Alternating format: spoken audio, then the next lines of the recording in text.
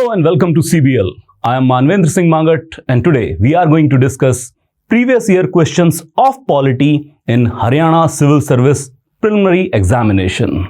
किसी भी एग्जाम के प्रीवियस ईयर क्वेश्चंस को जान लेना बहुत लाजमी होता है, बहुत इंपॉर्टेंट होता है. Not only to get the grasp of the question asked in the paper, rather to know the tone and tenor of the questions in the paper.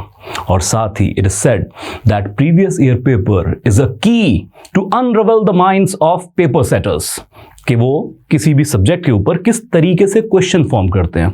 और साथ ही जो हम सिलेबस पढ़ते हैं डिफरेंट सब्जेक्ट्स का, उस पढ़े हुए सिलेबस में से कोर्स के अंदर से क्वेश्चन किस तरह से फॉर्म होते हैं प्री एग्जामिनेशन के अंदर.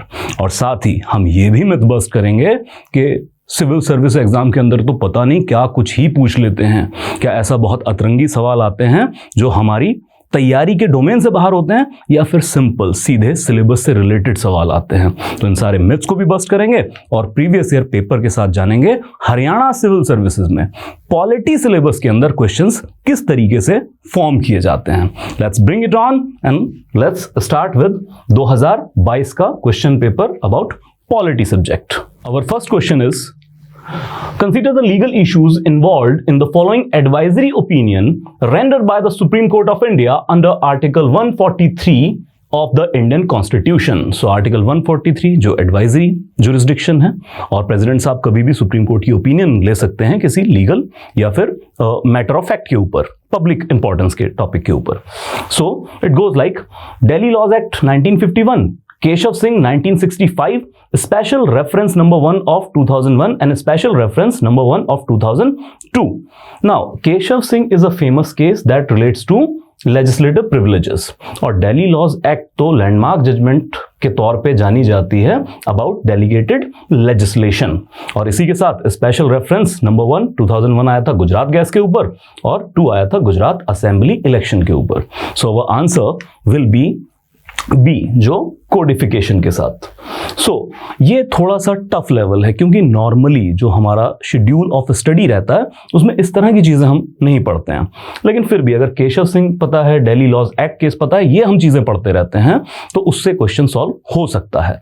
Then we come to, which of the following union territory are included in electoral college for election of office of president of India by the constitution 17th amendment act 1992 for the purpose of article 54-55 of constitution of India. Simple ये पूछना चाहते हैं कि electoral college जो president को elect करता है, उसमें 17th अमेंडमेंट एक्ट के साथ किसको इंक्लूड किया गया. So answer is plain and simple, और बहुत नॉर्मल फैक्ट है, simple question, that NCT of Delhi और साथ में पुडुचेरी. सो इससे पहले कौन थे इलेक्टोरल कॉलेज में? सिर्फ elected MPs of Lok Sabha and Rajya Sabha, और साथ में elected MLAs of all the states. So 17th amendment 1992 के तहत इन दो यूटी को भी इलेक्टोरल कॉलेज में इंक्लूड कर लिया गया. So we come to 1 and 3. Our answer will be C only. Then we come to, which of the following statement is are correct for the public accounts committee. Parliamentary committees के ऊपर लगातार हर exam के अंदर सवाल पूछे जाते रहे हैं. सो पीएससी के ऊपर एक क्वेश्चन है, that it comprises of not more than 10 members from the Lok Sabha and not more than 7 members from the Rajya Sabha. अब ये पहली स्टेटमेंट ही गलत हो गई है. बहुत सिंपल क्वेश्चन है, मतलब अगर मैं डिफिकल्टी लेवल की बात करूं तो सिंपल है, सिंपल टू मॉडरेट भी नहीं हम इसको कहेंगे. सो हम जानते हैं कि 15 और 7 22 मेंबर के साथ, 15 लोकसभा से और 7 राज्यसभा से इसके अंदर इलेक्ट किए जाते हैं. तो पहली स्टेटमेंट गलत है. Then as per the convention of, अच्छा अब जैसे हम बार बार बात करते हैं कि कई बार हमें ये देखना होता है कि बाकी स्टेटमेंट हम पढ़ रहे हैं, ठीक है, हम पढ़ेंगे आगे, लेकिन अगर आप ऑप्शंस पे गौर करें तो बाकी 3 ऑप्शन में एक सब जगह पे है, और एक ऑप्शन हम पकड़ चुके हैं, ये तो रॉन्ग स्टेटमेंट है. तो अपने आप एलिमिनेशन के थ्रू हमें बाकी स्टेटमेंट पढ़ने की भी जरूरत नहीं है. आंसर हमारा डी हो जाएगा 2, 3 and 4, क्योंकि एक ही ऑप्शन ऐसी है जिसमें एक नहीं है, पहली स्टेटमेंट नहीं है. बट फिर भी समझ लेते हैं, that as per the convention a member of the opposition act as its chairman. Yes, it is not a constitutional provision, but a convention, parliamentary practice. Then it examines the statement of account showing the income expenditure of the state corporations, autonomous and semi-autonomous bodies. CAG की report को examine करने का काम करती है और CAG की report में वो सब कुछ होता है. Then the term of the committee does not exceed 1 year at a time. तो एक टाइम के लिए 1 साल की ही टर्म इसकी होती है. Then we come to consider the following statement regarding the appointment of ad hoc judges of the Supreme Court. Now, which of the following statement is are correct? Ad hoc judges or ad hoc judge is to be appointed if the quorum of the Supreme Court judge is insufficient to hold or continue any session of the court. तो yes, जब quorum कम होता है तो उसी की वजह से ad hocism पे आपको डिपेंड करना पड़ता है, क्योंकि परमानेंट जज उतने नंबर में अपॉइंटेड नहीं है और काम ज्यादा है. पहली statement true. The chief justice of India is required to consult the chief justice of the concerned high court before appointing a judge of the said high court as ad hoc judge of the Supreme Court. तो एक ऐसे high court के जज जो qualified to become a supreme court जज है, उनकी appointment होगी तो उस हाई कोर्ट के जज से तो कंसल्ट करना होगा. Second option is also true. Then for the appointment of ad hoc जज prior consent of the president is not mandatory. अब ये स्टेटमेंट गलत हो गया है, नॉट नहीं आना चाहिए था. प्रायर कंसेंट प्रेसिडेंट की लेनी होती है चीफ जस्टिस ऑफ इंडिया को, तभी एड हॉक जज की अपॉइंटमेंट हो पाएगी. सो तीसरा डिस्प्यूटेड है. Then we come to ad hoc जजेस of Supreme Court while attending the sitting of the Supreme Court enjoys all powers and privileges of Supreme Court judge. ये तो common sense पे भी है कि true ही होगा. So our answer is 1, 2 and 4 only. Accordingly our answer is D. यहाँ पे D होना चाहिए था, it's misprint. Then we come to which of the following provision requires ratification from not less than 1/2 of the states for an amendment to the Constitution. Now we come to Article 368 को अगर हम देखें और amendment की overall procedure को अगर हम समझे तो इंडियन कॉन्स्टिट्यूशन 3 तरीके से अमेंड हो सकता है. एक है simple majority in the parliament, फिर साथ में special majority in the parliament, और कॉन्स्टिट्यूशन का कुछ ऐसा पोर्शन, सिलेक्टेड पोर्शन, जो ज्यादातर सेंटर स्टेट रिलेशन से डील करता है, सुप्रीम कोर्ट की कुछ प्रोविजन से डील करता है, प्रेसिडेंट की कुछ प्रोविजन से डील करता है, उसको अगर अमेंड करना है तो फिर आपको पार्लियामेंट में स्पेशल मेजॉरिटी और हाफ ऑफ द स्टेट्स के लेजिस्लेचर से रेटिफिकेशन भी चाहिए. उसी पोर्शन के ऊपर सवाल है.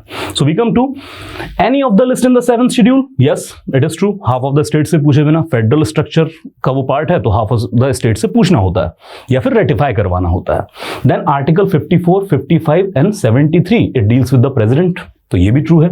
चैप्टर 7 वेग स्टेटमेंट, किस पार्ट का कौन सा चैप्टर ये बताया ही नहीं गया है, तो C is not right. Then chapter 1 of part 9 Panchayati Raj का पहला पार्ट, नो, उसको अमेंड करने के लिए स्टेट से पूछने की कोई जरूरत नहीं है.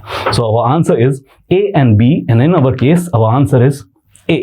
Our next question is which of the following article bars the courts from interfering in disputes arising out of certain treaties and agreements made by the princely states before the commencement of the constitution. Now this is specific provision, हालांकि ignored सा article है, main course में हम deal नहीं करते हैं, नहीं पढ़ते हैं, but our answer is here article 363. So our answer is B. Then we come to in which part and chapter of the Constitution was the right to property inserted after being removed from part 3? 44th Amendment 1978 ने right to property को fundamental right की फहरिस्त से निकालकर Constitution में किसी और part के अंदर प्लेस कर दिया. आर्टिकल 300A एक नया क्रिएट किया गया. तो पूछ रहे कौन से पार्ट और चैप्टर में है. अब अगर ऑप्शंस बहुत क्लोज होती तो ये क्वेश्चन टफ हो सकता था, लेकिन पार्ट ही बदल दिए. जैसे पार्ट 11 सेंटर स्टेट रिलेशन से डील करता है तो यहां तो नहीं है. पार्ट 14 डील करता है services under the union and states, तो ये भी ऑप्शन नहीं होगी. और पार्ट 11 तो डील करता है सेंटर स्टेट रिलेशन से, तो यहां पर भी प्रॉपर्टी राइट नहीं रखा गया होगा. पार्ट 12 स्पेसिफिकली जो डील करता है प्रॉपर्टी सूट्स इस तरह की चीजों से, तो फिर पार्ट 12 के चैप्टर 4 के अंदर इसको प्लेस किया गया. तो अगर सिर्फ पार्ट भी पता है तो चैप्टर लाजिम नहीं हमें जानना, हम आसानी से एलिमिनेशन के थ्रू भी या सीधा सीधा, क्योंकि पार्ट 12 एक ही जगह दिया गया है, क्वेश्चन सॉल्व हो सकता है. Then we come to okay, our answer is B as obvious. Then we come to IR Coelho judgment 2007 of the Supreme Court deals with what of the which of the cases or which of the topic? Now basic structure doctrine को हम अच्छे से polity के अंदर cover करते हैं, तो there is a series of cases जो specifically बेसिक स्ट्रक्चर डॉक्ट्राइन से डील करती है. सो बाकी ऑप्शन पढ़ने की भी जरूरत नहीं है. As a matter of fact हम इस चीज को याद रखते हैं that it deals with basic structure of the constitution. तो इसके अलावा Keshavananda Bharati, Minerva Mills case या प्रीडिसेसर केस है जो गोलकनाथ, इस तरह की एक सीरीज को हम याद रखते हैं.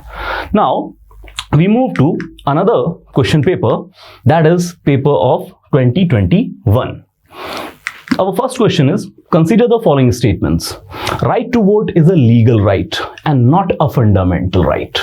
अब ये अगर आपने पॉलिटी अच्छे से किया है तो फिर आपको पता है that it is a legal right and not a fundamental right, क्योंकि पार्ट 3 में कहीं इसका जिक्र नहीं मिलता है. और इसी तरह की statement Uttar Pradesh public service commission ने पिछले कुछ सालों में पहली बार पूछी और फिर यूपीएससी ने पूछी और इसी को हरियाणा ने रेप्लिकेट किया है. स्टेटमेंट ये, क्वेश्चन थोड़ा चेंज कर दिया है. Then right to property is not a fundamental right. Okay, fair enough. हाँ जी, अभी राइट टू प्रॉपर्टी, अभी तो हमने पिछले क्वेश्चन के अंदर बात की कि फंडामेंटल राइट के फहरिस्त से प्रॉपर्टी को हटा दिया गया था. Then Article 300A was inserted in the Constitution of India by 44th Constitutional Amendment. अभी थोड़ी देर पहले जब हम बात कर रहे थे एक अलग क्वेश्चंस के डोमेन के अंदर, तो वी एस्टैब्लिश कि हाँ ये चीज 44th अमेंडमेंट के अंदर हुई थी. Then it comes to Article 301 pertains to the right to the property. नहीं, 300A जैसा हमने बात की, ये है right to property. So our answer आप 4 निकाल दें, 1, 2, 3, और इसके तहत our answer will be B. We move to other question. Which of the following statement is not correct? अब ऐसे क्वेश्चंस में बहुत ध्यान रखना होता है कि करेक्ट पूछना है या नॉट करेक्ट. तो सिली मिस्टेक्स नहीं करनी है पेपर के अंदर. नॉट को तो वहीं पे मार्क कर लीजिए, सर्कल कर लीजिए. The objective resolution of the Indian constitution was laid by Jawaharlal Nehru. Yes, it is true, जो बाद में प्रेम्बल का बेस बनेगी. Then the objective resolution of Indian constitution was laid by doctor Bhimrao Ambedkar. यहीं पे क्वेश्चन डिसाइड हो जाएगा. This is untrue. Our answer is B. बाकी जरूरत भी नहीं है पढ़ने की. और ये बात मैं इसलिए नहीं कह रहा हूं कि आई टीच पॉलिटी तो मुझे ये चीजें अच्छे से पता हैं. कोई भी एक अच्छा एस्पिरेंट जब प्रियम्बल वाला या कॉन्स्टिट्यूएंट असेंबली वाला चैप्टर हम देखते हैं तो ये फैक्ट बहुत अच्छे से याद रखा जाता है. Simple question. Now we come to the which of the following is mentioned in article 21 of the Indian constitution. अब रूल ऑफ लॉ तो नहीं है, ड्यू प्रोसेस ऑफ लॉ ये नहीं है, यूएस के अंदर होता है. Then procedure established by law, yes it is there. और इक्वालिटी बिफोर लॉ ये तो आर्टिकल 14 के अंदर है. सो अगेन फंडामेंटल राइट के ऊपर एक सिंपल क्वेश्चन पॉज किया गया है. Then which of the following commission was not constituted to look into the centre state relations. So एक रट्टा भी लगाते हैं बहुत सारे स्टूडेंट के, राजमन्नार सरकारिया पुंची, राजमन्नार सरकारिया पुंची. तो ये मेजर कमीशन थे जो सेंटर स्टेट रिलेशंस पे डील करते थे और इत्तफाकन वही चीज यहां पे डाली भी हुई है. Sarkaria commission deals with centre state relation, Rajamannar also deals and MM Punchhi commission also deals. So Soli Sorabjee commission was not constituted to center state relations. Then we come to which of the following fundamental right is available only to the citizen of India. Again simple level का question, simple to moderate भी नहीं है. तो simple एक fact याद रखना होता है कि आर्टिकल 15, 16, 19, 29 एंड 30 ये 5 एक्सक्लूसिव आर्टिकल हैं जो सिर्फ सिटीजन को अवेलेबल हैं, फॉरेनर्स को as a fundamental right available नहीं है. तो अगर आपको ये चार्ट याद है तो फिर इस क्वेश्चन में कोई दिक्कत नहीं आने वाली है. और अगर हम बात करें तो 14 ये सभी को अवेलेबल है. 21 राइट टू लाइफ, भाई कोई फॉरेन से आएगा तो उसकी लाइफ थोड़ी छीन लेंगे, तो 21 भी सबको अवेलेबल है.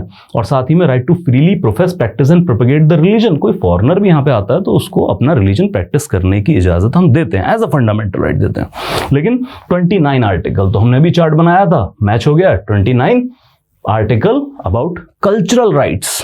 सो अपना कोई भी डिस्टिंक्ट लैंग्वेज, स्क्रिप्ट और कल्चर को प्रोटेक्ट करना, कंजर्व करना, ये जो फंडामेंटल राइट है ये स्पेसिफिकली सिर्फ और सिर्फ सिटीजन को अवेलेबल है. और next question, consider the following statement about public accounts committee in India. So 2022 में भी पीएससी के ऊपर सवाल और 21 में भी लगातार 2 साल पीएससी के ऊपर सवाल. और वैसे भी आप कोई भी प्रीवियस ईयर क्वेश्चन पेपर देख लें, आप यूपीएससी या अदर स्टेट एग्जाम्स देख लें, तो पार्लियामेंट्री कमेटीज से क्वेश्चन 1-2 इनकाउंटर क्वेश्चन पेपर के अंदर होते ही हैं, very important chapter. Now we come to public accounts committee was founded in 1921। Yes, 1919 का जो एक्ट था उसकी रिकमेंडेशन और फिर 1921 में बनाई गई। ओल्डेस्ट फाइनेंशियल कमेटी भी कहा जाता है पीएसी को। Then the chairman of PAC by convention belongs to the main opposition political party. Yes, it is a convention there, और ये कॉन्स्टिट्यूशनल प्रोविजन नहीं है, पार्लियामेंट्री प्रैक्टिस है। Now the tenure of its chairman and members is of 2 years। No, it is a disputed thing, सिर्फ 1 साल। और अभी जो हम पहले क्वेश्चन किया है पीएससी के ऊपर, उसमें हमने ये चीज की भी थी कि 1 साल का टेन्योर मिलेगा। सो वो answer will be 1 and 2, accordingly C is a वो answer. Then consider the following statement regarding anti-defection law। दल बदल के कानून के ऊपर एक सवाल। Anti-defection law was enacted during Indira Gandhi government 1984। No, it is not true because Rajiv Gandhi साहब के टाइम पर उनकी प्राइम मिनिस्टरशिप के अंदर by 52nd कॉन्स्टिट्यूशनल अमेंडमेंट 1985 में एंटी डिफेक्शन लॉ को कॉन्स्टिट्यूशनलाइज किया गया। Then it is placed under 10th schedule of the constitution. It is true. Then anti defection law was further strengthened by the 93rd amendment in 2003। Wrong statement and very close statement. ये particular statement है जो इस simple question को moderate level की difficulty की तरफ लेके जाता है। So it was not by 93rd amendment, rather 91st constitutional amendment in 2003। Then the law mandates the chairman or the speaker of the respective legislative house to decide the disqualification arising out of defection। Yes, it is true। जितनी भी general disqualification होती हैं legislators की, उस पर MP के मसले पे प्रेसिडेंट और एमएलए या एमएलसी के मसले पे गवर्नर डिसाइड करते हैं। लेकिन एंटी डिफेक्शन लॉ की डिस्क्वालिफिकेशन रिस्पेक्टिव हाउस के प्रिसाइडिंग ऑफिसर ही डिसाइड करते हैं। So accordingly our answer will be D, that is 2 and 4 only, क्योंकि पहली और तीसरी स्टेटमेंट गलत है। Then we come to which of the following committee on Panchayati Raj suggested the constitutional amendment to ensure Panchayati Raj institution? And without wasting much time, LM Singhvi is the answer। जब हम evolution of panchayat पढ़ते हैं तो अलग अलग committees की important recommendation को याद करते हैं। So answer is B, LM Singhvi। Consider the following statement regarding Election Commission of India। और बहुत सारी स्टेटमेंट, अच्छा पहले ही नोट कर लेते हैं कि करेक्ट ढूंढना है कि नॉट करेक्ट ढूंढना है। So which of the amendment, which of the statement given above is are not correct? तो आपको गलत स्टेटमेंट तलाश करनी है। Election commission of India is a 5-member body, लीजिए पहले ही मिल गई जी, ये तो स्टेटमेंट गलत है। तो 1+2 की स्ट्रेंथ है इस वक्त देखा जाए तो। Then the election commission decides the election schedule for the conduct of both general election and by election। Yes, it is true, दोनों ही कराते हैं। Then the election commission resolve the dispute relating to the splits or mergers of the recognized political party। तो अभी आपने देखा होगा जब शिवसेना के पार्टी का टूट हुई, उसमें से एक धड़ा बीजेपी के साथ जा मिला, तो वो सारे प्रॉब्लम्स अपने दोनों पार्टी अपने गुट कहां लेके गए? इलेक्शन कमीशन ऑफ इंडिया के पास। तो it is true. Then the Election Commission of India provides election symbols for newly registered political party। Common sense, यही तो करेगा और कौन करेगा? So our answer will be C, that is 1 only। और 1 क्योंकि हमें गलत ऑप्शन मार्क करना है, गलत स्टेटमेंट कौन सा है। Our next question is which of the following is correct regarding the Lok Sabha speaker? Again, very important authority to read out for our examination purpose। she hold the office during the pleasure of president। now we know it is elected authority, ऐसा कुछ नहीं है। और आपको correct देखना है, ABCD का जो मैच मिसमैच वाला वो गेम नहीं, तो इसमें से एक ही करेक्ट होने वाली है। she declares any financial bill as money bill and his or her declaration is final। yes, और ये तो बहुत अच्छे से याद रखा जाता है। सो स्पीकर की जो सबसे इंपॉर्टेंट पावर के तौर पे जानी जाती है वो ये है कि किसी बिल को मनी बिल का टैग देना।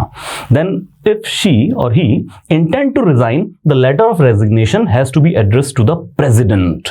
now this is a wrong statement, क्योंकि ऑफिस की डिग्निटी को मेंटेन रखने के लिए व्यवस्था ये है कि स्पीकर डेप्यूटी स्पीकर को रिजाइन करते हैं, जैसे प्रेसिडेंट वाइस प्रेसिडेंट को रिजाइन करते हैं। So this is wrong. Okay, then we come to he और she must be the most senior member of the Lok Sabha, ऐसी कोई शर्त नहीं है। तो किसी भी एमपी को स्पीकर साहब चुना जा सकता है। अब ये इलेक्शन की गेम है। सो जब हमने बात की करेक्ट की तो वैसे तो बी पे ही डिसाइड हो गया था कि और answer is B. Then we come to among the following language which have been declared as classical language by the Indian government. Now 2004 से ये व्यवस्था शुरू की गई कि गवर्नमेंट ने क्लासिकल लैंग्वेज के तौर पे कुछ लैंग्वेजेस को चुना। अब ये कॉन्स्टिट्यूशन के जो पार्ट्स हैं रिलेटिंग टू द लैंग्वेजेस या शेड्यूल 8 है रिलेटिंग टू द लैंग्वेज, उससे डील नहीं करता है। अलग से गवर्नमेंट ने एक व्यवस्था शुरू की है, तो उसको मैं जरूर कहूंगा कि मॉडरेट लेवल की डिफिकल्टी है अगर ये चीज हमने नहीं पढ़ी है तो। बट फिर भी अगर हम इसको सॉल्व करना चाहें तो मलयालम, कन्नड़, तेलुगु, तमिल, ये चारों की चारों लैंग्वेज तो हैं। और answer is D, all the above. और इसके अलावा अगर हम देखें तो दो लैंग्वेज और हैं, एक है ओडिया और दूसरी संस्कृत, जिसको क्लासिकल लैंग्वेज का खिताब मिला हुआ है। Then we come to assertion reasoning, और ये वो डिस्प्यूटेड क्वेश्चन जिसको लेके बहुत हंगामा हुआ था, हाई कोर्ट में बहस तक हुई थी।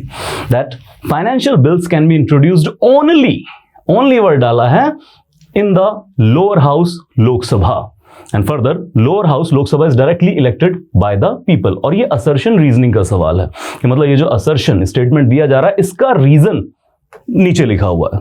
सो अगर रीजन की मैं बात कर लूं तो ये तो हम सभी को पता है कि Lok Sabha directly elected by the people होता है, डायरेक्ट डेमोक्रेसी का हाउस है।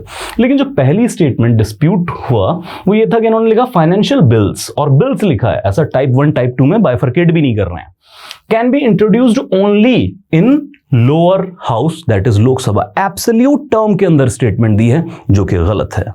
एक्सप्लेनेशन ये कि financial bill type 1 under article 117 clause 1 वो तो लोकसभा के अंदर ही इंट्रोड्यूस होता है, लेकिन आर्टिकल 117 के क्लॉज 3 में जो फाइनेंशियल बिल टाइप 2 है वो लोकसभा या राज्यसभा किसी भी हाउस के अंदर इंट्रोड्यूस किया जा सकता है। तो ये स्टेटमेंट गलत थी। तो our answer is basically A is false but R is true. Our answer will be D. Then we come to the notion of upholding and protecting the sovereignty, unity and integrity of India is contained in what? तो ये जो सारी wording है ये preamble से ही ली गई है। Our answer is A. Then we come to again a question on preamble itself, that the terms liberty, equality and fraternity used in the preamble of the Constitution of India are inspired from which of the revolution? So Chinese, French, American या Russian revolution? So याद रखें justice शब्द preamble में Russian revolution या Russian constitution से inspired है, लेकिन liberty, equality, fraternity ये फ्रेंच रेवोल्यूशन से इंस्पायर्ड है। एनसीईआरटी की किताबों तक में लिखा हुआ होता है कि फ्रेंच रेवोल्यूशन का जो नारा था वो क्या था, मोटो क्या था, वो था liberty, equality, fraternity. Very simple question. Then we come to what is the name of our country as given by the Constitution of India? So Indian constitution का पहला पार्ट और उसका पहला ही आर्टिकल, एक आर्टिकल वो ये डिक्लेयर करता है that India that is Bharat. तो इंडिया का जो ऑफिशियल कॉन्स्टिट्यूशन नाम है वो है India that is Bharat. Then we come to in which part of the Constitution of India is mentioned the promotion of international peace and security? अब international responsibilities से जुड़ा हुआ एक ही आर्टिकल सारे कॉन्स्टिट्यूशन में लार्जली मिलता है, and that is in directive principle of state policy. We are talking about article 51 of the Indian Constitution. So our answer will be B. Then we come to under which article can any citizen of India move directly to the Supreme Court of India for violation of any of his or her fundamental rights? अब जो लोग हम तैयारी कर रहे हैं या फिर जो अभी तैयारी की शुरुआत भर कर रहे हैं, बहुत अच्छे से हमें क्लियर है article 32 the writ jurisdiction of the supreme court. Then we come to match the following। Moderate to difficult level हो सकता है क्वेश्चन अगर हमने शेड्यूल्स को अच्छे से नहीं पढ़ा है, या फिर मैं यूं कहूं कि अगर हमें सिर्फ ये पता है कि कौन सा शेड्यूल में क्या है तो भी ये आसानी से हल हो सकता है, लेकिन अगर शेड्यूल की लिस्टिंग नहीं पढ़ी है तो ये मॉडरेट टू डिफिकल्ट हो जाएगा। So we go to recognised languages, 8th schedule के अंदर आती हैं। एंटी डिफेक्शन लॉ अभी एक क्वेश्चन के अंदर हम डिस्कस कर रहे थे कि 10th शेड्यूल के अंदर रखा गया है। Then we come states and union territories, this is the very first schedule it goes here. Then allocation of seats of Rajya Sabha, ये तो बहुत फेमस शेड्यूल है, चौथा शेड्यूल के अंदर ये डिसाइड किया जाता है, तो it is fourth schedule. Then scheduled areas and scheduled tribes, this is under fifth schedule. तो अगर शेड्यूल्स अच्छे से पता है और सिर्फ इतना भर पता है कि कौन से शेड्यूल में क्या टॉपिक्स हैं, तो क्वेश्चन बहुत इजीली सॉल्व होगा। So our answer by the coding fact will be the C. Now we come to which of the following is the correct chronological order of the conferment of full statehood of Indian Union। तो इन सारी units को statehood कब मिला? अगर सीधे answer की बात कर लें तो 1962 में the state of Nagaland act पास हुआ, तो सबसे पहले तो नागालैंड आ जाएगा। फिर हम जानते हैं 66 में शाह कमीशन की रिपोर्ट के आधार पे हरियाणा कार्व आउट कर दिया गया। देन सिक्किम तो एक्वायर ही हमने बहुत लेट किया, 74 में एक्वायर किया था, तो ये तो ऑर्डर में बाद में आएगा। और 1986 में पास हुआ था state of Arunachal Pradesh act, जिसके थ्रू अरुणाचल प्रदेश को आसाम से निकालकर और एक फुल स्टेटहुड की जब बात की गई वो 86 में प्रोवाइड किया गया। So our answer will be B. Then we come to the previous year question paper of 2019। अभी तक अगर आप लोग ऑलरेडी तैयारी कर रहे हैं और आपने पॉलिटी पढ़ी है या आपकी तैयारी की शुरुआत है, लेकिन आप पॉलिटी के सिलेबस को कुछ हद तक कवर कर चुके हैं या फिर पॉलिटी के सिलेबस से कुछ जान पहचान है, तो भी आप अंडरस्टैंड कर पा रहे होंगे कि मॉडरेट टू डिफिकल्टी वाले क्वेश्चन भी लिमिटेड हैं। ज्यादातर क्वेश्चन हैं सिंपल टू मॉडरेट लेवल की डिफिकल्टी के। Now we move to match the Latin terms given in column 1 with corresponding meaning used in legal proceedings given in column 2 and provide the correct answer from the options given below। अब बहुत सारी Latin term कानून में use की जाती हैं, world wide use की जाती हैं, तो हमारे यहाँ हमारी लीगल प्रोसीडिंग्स में कौन कौन सी लैटिन टर्म और उसका क्या मीनिंग है? So it comes to actus reus, certiorari, habeas corpus, mandamus. अब ये तीन तो हमें अच्छे से पता है रिट ही हैं, तो इसका मीनिंग भी अगर निकाल लेंगे तो भी आंसर हमारा सॉल्व हो जाएगा। So we come to certiorari. So certiorari breach of jurisdiction के केस के अंदर यूज की जाती है and it is to be appraised, here it comes. Then habeas corpus, we know illegal detention के केस में है, that calls for you may have the body, and mandamus is basically we command. और actus reus अगर ये हमने pure legal sense की study नहीं की है तो फिर पीछे बचता है guilty act. So our answer according to the courts will be ए।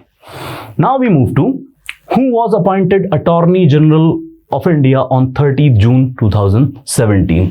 अब उस वक्त के करंट अफेयर के ऊपर ये क्वेश्चन बनाने की कोशिश की गई है। हालांकि 2017 में अपॉइंट हुए तो 2019 के पेपर में सवाल पूछा जा रहा है, 2 साल पुराने को भी करंट अफेयर मान रहे हैं। सो उस वक्त के अकॉर्डिंग आंसर है के वेणुगोपाल साहब। लेकिन अगर हम इस वक्त के आंसर की बात करें तो इस वक्त अटॉर्नी जनरल ऑफ इंडिया हैं मिस्टर आर वेंकट रमानी। सो उसको आप याद कर लें, शायद दोबारा से नए अटॉर्नी जनरल का नाम ये लोग पूछें। Then, when was the National Commission for Scheduled Caste and Scheduled Tribe bifurcated into the National Commission for Scheduled Caste and National Commission for Scheduled Tribe? अब ये भी वो पोर्शन है जो कई बार स्टूडेंट्स मिस कर जाते हैं क्योंकि ज्यादा focus fundamental right, DPSP, parliament के ऊपर रहता है। बट अगर आपको सिर्फ अमेंडमेंट भर याद है तो 2003 में अटल बिहारी वाजपेयी साहब के टाइम पे अमेंडमेंट हुई थी। अब इसमें डेट डाल के इन्होंने कंफ्यूज करने की कोशिश की, लेकिन अगर आपको साल याद है 2003 का, so answer will be 28 September 2003। बाकी इररिलेवेंट हो जाती हैं। Then we come to which of the following is not in the concurrent list of Indian constitution. देखिए, 2 चीजें ऐसी हैं, एक तो शेड्यूल 7 की लिस्ट जिसमें यूनियन लिस्ट, स्टेट लिस्ट और कॉन्करेंट लिस्ट है, और ऐसे ही शेड्यूल 11 के पंचायती राज के टॉपिक वाली लिस्ट और शेड्यूल 12 के म्युनिसिपैलिटी वाले टॉपिक की लिस्ट। अब ये बहुत बच्चे, ज्यादातर एस्पिरेंट्स इग्नोर करके जाते हैं कि उन टॉपिक्स को अच्छे से नहीं देखते हैं, बट बहुत सारे प्री के अंदर लगातार सवाल आते रहते हैं। नाउ वी कम टू, तो इसमें पूछा गया है कि कौन सा not included in the concurrent list. Concurrent list का टॉपिक कौन सा नहीं है? So we come to criminal procedure, electricity and archaeological sites. अब ये तो कॉन्करेंट है, लेकिन पब्लिक ऑर्डर याद रखें। सो पब्लिक ऑर्डर, पुलिस, ये चीजें स्टेट लिस्ट के टॉपिक के अंदर हैं, कॉन्करेंट में नहीं है। हाँ, क्रिमिनल प्रोसीजर ये जरूर कॉन्करेंट लिस्ट के अंदर है। Our next question is, match the articles of the Indian Constitution given in column 1 with corresponding provisions given in column 2 and provide the correct answer from the options given below. 153, 154, 155, 156 सारे के सारे governor के article हैं, governor की provision से related articles हैं। सो अगर हम डायरेक्ट आंसर के ऊपर आए तो article 153 that deals with the mandate office of the governor, governor की पोस्ट क्रिएट की गई है। और article 154 that specify executive authority of the governor, के स्टेट की executive authority is vested in the governor. So 154 के अंदर क्रिएट की गई है। Then article 155 deals that appointment of the governor will be done by the president. और फिर पीछे बचता है आर्टिकल 156 दैट स्पेसिफाई टर्म, जिसके अंदर 5 साल की term subject to the pleasure of president का प्रोविजन दिया गया है। तो अकॉर्डिंगली हमारा आंसर होगा बी, कोडिंग के according. Then we come to which of the following high court has the largest number of benches? अब ये एक अलग disputed question था, क्योंकि इसमें largest jurisdiction नहीं पूछी गई। अगर jurisdiction पूछी जाती तो गुवाहाटी कह के हम बात खत्म करते हैं, लेकिन पूछा है कि largest number of benches किस हाई कोर्ट के हैं। और इंटरेस्टिंगली बॉम्बे हाई कोर्ट और गुवाहाटी हाई कोर्ट, तो इन दोनों की 3-3 बेंचेस हैं। तो अल्टीमेट अगर आंसर किसकी हम बात करें तो फिर इनको ऑप्शन भी डालने चाहिए थे साथ में कि A and C is our answer. Now, we come to, according to the Constitution, a new All India service can be instituted with the initiative taken by. अगर नई ऑल इंडिया सर्विस बनानी हो तो पार्लियामेंट में law पास करना पड़ेगा, लेकिन parliament को लॉ पास करने की पावर कहां से प्रोवाइड होगी? तो वो तभी प्रोवाइड होगी जब आर्टिकल 312 के तहत राज्यसभा एक रेजोल्यूशन पास करेगी by 2/3 members present and voting. So answer is the Rajya Sabha. Then we come to the union legislature can legislate on a subject included in the state list only when।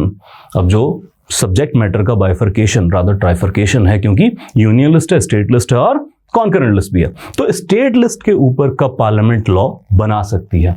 Answer, क्या president के order पे? नहीं भाई, फिर तो रोज बनाया करते हैं। Rajya Sabha passes a resolution to this effect, yes it is true. इसके अलावा स्पीकर गिव परमिशन? नहीं, इतनी वेग स्टेटमेंट तो ट्रू हो ही नहीं सकती है। और there is a national emergency, तो देखिए इसमें भी प्रॉब्लमैटिक यही था कि नेशनल इमरजेंसी के दौरान भी आर्टिकल 250 के तहत पावर मिल जाती है पार्लियामेंट को स्टेट टॉपिक पे लॉ बनाने की, लेकिन यहां पे आंसर है अगर राज्यसभा रेजोल्यूशन पास करे टू दिस इफेक्ट। सो इससे पहले भी हम आर्टिकल 249 की बात कर चुके हैं, तो राज्यसभा वाला आंसर ट्रू है। Then we come to the emblem of India prohibition of improper use act was implemented. अब इस तरह के कई बार ऐसे फैक्ट पूछ लिए जाते हैं जो नॉर्मली हम याद नहीं रखते हैं, और ये बेसिकली करंट अफेयर के अंदर भी नहीं है। तो ऐसे क्वेश्चन हैं जो इनसिग्निफिकेंट, अगर मैं ये शब्द यूज कर सकूं with all due respect to HCS, लेकिन इनसिग्निफिकेंट होते हुए भी हमारे लिए डिफिकल्टी लेवल बढ़ा देते हैं, डिफिकल्ट क्वेश्चन हो जाता है अगर ये फैक्ट हमने कहीं नहीं पढ़ा है और नॉर्मल सिलेबस के दौरान ये पढ़ा भी नहीं जाता। So we come to our answer is C, that is in 2005। सो हमने अभी तक 3 सालों के प्रीवियस ईयर क्वेश्चंस के अंदर पॉलिटी सेगमेंट का एनालिसिस किया है, और हम ये जान पा रहे हैं, हम इस स्टैंडिंग के ऊपर खड़े हैं कि जो ज्यादातर सवाल हैं, जो मेजॉरिटी ऑफ क्वेश्चंस हैं, वो सिंपल टू मॉडरेट लेवल के हैं। ऑफ कोर्स डिफिकल्ट क्वेश्चंस भी इसके अंदर पूछे गए हैं, स्टेटमेंट को उलझाया गया है, लेकिन मेजॉरिटी ऑफ क्वेश्चन देखें तो सिंपल टू मॉडरेट लेवल की है। तो पहले तो वो मिथ बस्ट कर दें जो एग्जाम का डर हम रख के एग्जाम हॉल के अंदर जाते हैं कि पता नहीं आज तो क्या होने वाला, एग्जाम में पता नहीं क्या पूछा जाने वाला है। नॉर्मली उन सवालों की तादाद ज्यादा नहीं होती है। Majority of question is related to your syllabus. अपने सिलेबस को अच्छे से प्रिपेयर करेंगे तो एग्जाम के मेजॉरिटी ऑफ क्वेश्चंस को हम सॉल्व कर पाएंगे। और क्योंकि कॉम्पिटिटिव एग्जाम है और हमें अपने क्वेश्चंस के रेंज बढ़ानी है, ज्यादा से ज्यादा सवाल सही मार्क करने हैं, तो कोशिश करें वेल प्रिपेयर्ड होके डिफिकल्ट लेवल के क्वेश्चंस को भी हम साध सकते हैं, उनको भी हम सही तरीके से एग्जाम में अपने एड ऑन मार्क्स के तौर पे यूज कर सकते हैं। So that is all for today. Thank you so much.